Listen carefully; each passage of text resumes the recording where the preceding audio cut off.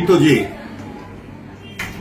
যিনি বিজেপির টিকিটে জয়লাভ করে দলের কোনো কন্ট্রিবিউশন না থেকে দলে একদিন দল না করে দলের ঝান্ডা না বয়ে পঞ্চায়েত সমিতির সকল মেম্বারদের অনিচ্ছার বিরুদ্ধে দলীয় সিদ্ধান্তকে মান্যতা দিয়ে যাকে পঞ্চায়েত সমিতির সভাপতির মতো গুরুত্বপূর্ণ পদে আসীন করা হয়েছিল, সেই মেয়েটি যে এত দুর্নীতিপরায়ণ হতে পারে, এত চারিত্রিক অবক্ষয় তার হতে পারে, সেটা আমরা প্রথমে বুঝতে পারিনি বলে তাকে সভাপতি পদে সকলে আমরা মেনে নিয়েছিলাম দলীয় সিদ্ধান্তকে মান্যতা দিয়ে। যদিও পঞ্চায়েত সমিতির সকল মেম্বাররাই এটা না জেনেই তাকে সভাপতি করেছেন দলীয় সিদ্ধান্তকে মান্যতা দিতে গিয়ে। এমন এক পরিস্থিতিতে মেয়েটি সভাপতি হওয়ার ঠিক 1 মাস পর থেকেই শহীদ মাতঙ্গিনী ব্লকের প্রসিদ্ধ ডাকার এমন দুজন তৃণমূলের নেতা, যার মধ্যে একজন পঞ্চায়েত সমিতি কর্মকর্তাও ছিলেন অতীতে, বিকেল 5টা থেকে রাত্রি 9টা পর্যন্ত পঞ্চায়েত সমিতিতে দরজা বন্ধ করে পরপুরুষের সঙ্গে যে মহিলা দিনের পর দিন ঘর করেছেন, দীঘার হোটেলে বারে বারে গিয়েছেন বলে মানুষের কাছে খবর, তার সম্বন্ধে আমরা কোনো বিবৃতি দিতে আগ্রহী নয়। এই মেয়েটি ক্ষমতায় আসার পরে পঞ্চায়েত সমিতিতে 6টি অর্থের মিটিং পোস্টপোন হয়েছিল শুধু একটি কারণে, কন্ট্রাক্টরদের সঙ্গে বনিবোনাকে বন্ধ করতে গিয়ে আমাদের পঞ্চায়েত সমিতি যারা কর্মকর্তারা ছিলেন তারা সহমত পোষণ করেননি বলেই এই পঞ্চায়েত সমিতিতে 6টি অর্থ স্থায়ী সমিতির সভা পোস্টপোন হয়েছিল। তা আপনারা নিউজ করেছেন অতীতে, তা এলাকাবাসী সকলেই জানেন। মেছেদার গুরুত্বপূর্ণ 3টি মার্কেট, 1 নম্বর, 2 নম্বর, 3 নম্বর, এখান থেকে লক্ষ লক্ষ টাকা আত্মসাৎ করে পঞ্চায়েত সমিতির ওন ফান্ডে টাকা না জমা করে, যে পঞ্চায়েত সমিতিতে গত আর্থিক বছরে যে হিসাব আমরা পেয়েছি 77 লক্ষ টাকা যেখানে ওন ফান্ড এখান থেকে কালেকশন হওয়ার কথা, সেখানে মাত্র 5.5 লক্ষ টাকা কালেকশন হয়েছে বলে গত জেনারেল মিটিং আমরা জানতে পারি। পরবর্তীকালে আমরা অনুসন্ধান করে জানতে পারি যে এখানে যত স্টল আছে সেই সব স্টল মালিককে বলা হয়েছে যে পঞ্চায়েত সমিতিতে টাকা জমা দিতে হবে না, ওই টাকা আমাকে দেন, আমাকে দিলেই হবে। ফলে রসিদবিহীন টাকা দেওয়া হতো, রসিদবিহীন টাকা তোলা হতো, স্টল চেঞ্জ করতে গিয়ে লক্ষ লক্ষ টাকা ওখানে আত্মসাৎ করা হতো।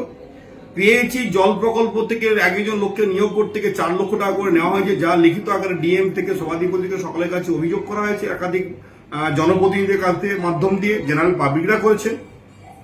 এমন একজন দুশ্চরিত্র মহিলা, যাকে আমরা মহিলা বলে মান্যতা দিতে গিয়ে আমরা একটিও তার বিরুদ্ধে কোথাও কোনো মত প্রকাশ করিনি। আমরা কেন না, আমরা চাই না কোনো একটি মহিলাকে অসম্মানিত করা।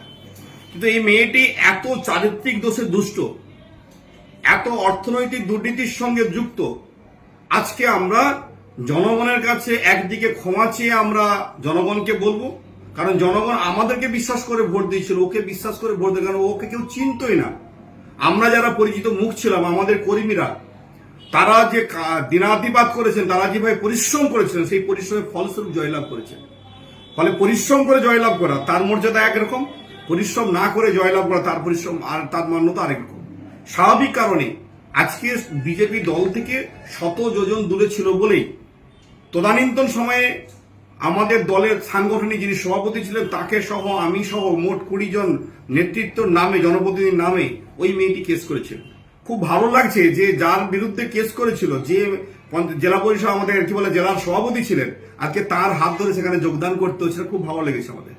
কারণ আমরা মহিলাদেরকে সম্মান দিতে শিখে, আমাদের দল সেই শৃঙ্খলাপ্রাণ দল, মায়েদেরকে মাতৃ সম্মান জ্ঞান আমরা জ্ঞান করি। খুব বেশি এর বিরুদ্ধে বলবো না, জনগণ জানেন। আমরা কালকে বিশেষ কর্মসূচি গ্রহণ করছি। একজন মানুষ মারা গেলে তার যেভাবে শবদাহ করা হয়, কালকে খোল করতাল বাজিয়ে মৃতদেহকে যেভাবে শ্মশানে নিয়ে যাওয়া হয়, কালকে পঞ্চায়েত সমিতির সভাপতির মৃতদেহ আমরা কুশপুত্তলিকা আকারে কাকটার বাজারে খোল করতাল বাজিয়ে কি বলা হয় খই ছড়িয়ে মানুষকে সঙ্গে নিয়ে ওখানে আমরা তার কুশপুত্তলিকা দাহ করে জনগণকে তার কুকীর্তি আমরা ফাঁস করব। তারপরে পরবর্তীকালে আমাদের যা যা করণীয় করব, মেজরিটি আমাদের আছে।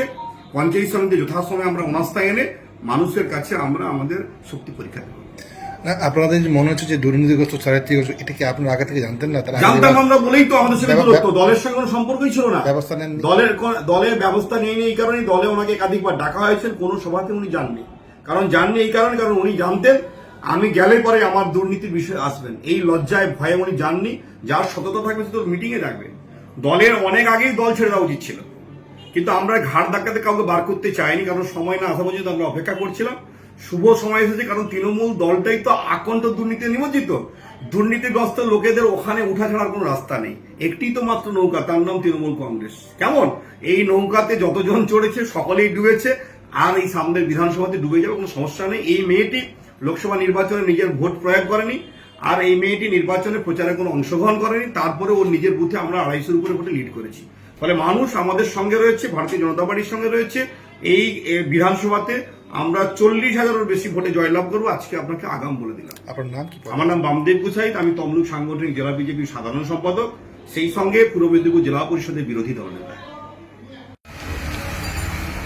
আজকে আমরা শুনলাম যে আমাদের শহীদ মাতঙ্গিনী পঞ্চায়েত সমিতির সম্মানীয় সভাপতি সঙ্গীতা আদক মাইতি আমাদের দলে আজকে জয়েন করলেন। আমাদের পূর্ব মেদিনীপুর জেলা পরিষদের বিরোধী দলনেতা বিজেপির নেতা বামদেব গুচ্ছাইত আজকে একটা সাংবাদিক সম্মেলন একটু আগে বললেন যে মাননীয় সম্মানীয় সভাপতি নাকি দুর্নীতি পরায়ণ এবং চরিত্র।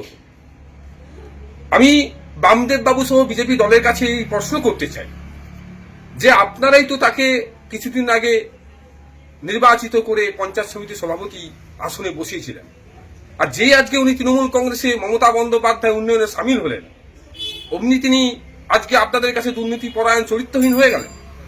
আর যিনি এই কথাগুলো বলছেন মাননীয় পঞ্চায়েত সমিতির সভাপতি সঙ্গীতা আদক মাইতির উদ্দেশ্যে, আমি বলি ওই নেতাকে বামদেব গুচ্ছাইত মহাশয়কে আমি এটাই বলতে চাই যে উনি তৃণমূল কংগ্রেসের খেয়ে পড়ে হিষ্টপুষ্ট বলিষ্ঠ হয়ে একসময় তৃণমূল কংগ্রেসই ছিলেন।